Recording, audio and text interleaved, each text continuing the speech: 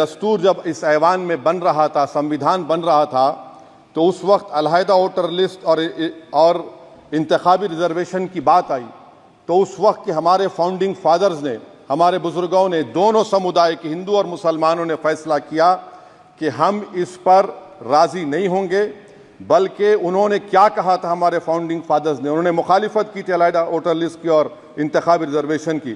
उन्होंने कहा था, I quote sir, it is the duty of majority community to ensure that minorities are elected in the representative numbers. BJP मुसलमानों की नफरत पर जीतती है और मुसलमानों के नाम निहाद मसीहा मुसलमानों के 90% ज़्यादा वोट हासिल करते हैं, मगर फिर भी इस ऐवान के दरवाजे नहीं खुलते मुसलमानों के लिए और सिर्फ 4% मुसलमान जीत कर आते हैं। सर, संविधान सिर्फ एक किताब नहीं है जिसे चूमा जाए, संविधान एक किताब नहीं है जिसे दिखाया जाए, संविधान एक सिंबल भी है, मगर संविधान एक हमारे बुजुर्गों के ख्वाबों की किताब है।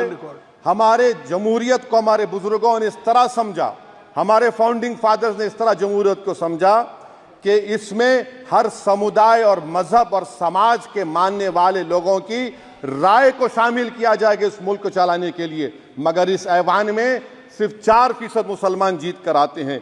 मैं संविधान से जो मोहब्बत के दावे करते हैं उनसे कहूंगा कि कभी उठाकर पढ़ो कॉन्स्टिट्यूएंट असेंबली डिबेट्स में कि नेहरू ने, H.C. मुखर्जी ने, सरदार हुकुम सिंह ने माइनॉरिटीज के बारे में क्या कहा था।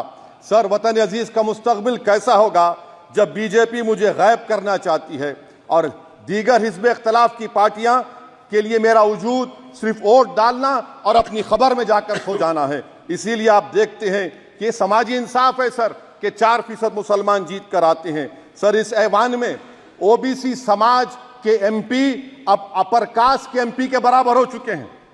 ओबीसी समाज के एमपी अब अपर कास्ट एमपी के बराबर हो चुके हैं और 14% मुसलमान सिर्फ 4% जीत कर आते हैं। CSDS का डेटा ये बताता है कि इस मुल्क में जो वोट बैंक है, जो एक मुश्त वोट डालता है, वो अपर कास्ट का है। मुसलमान का कभी ना वोट बैंक था ना कभी रहेगा।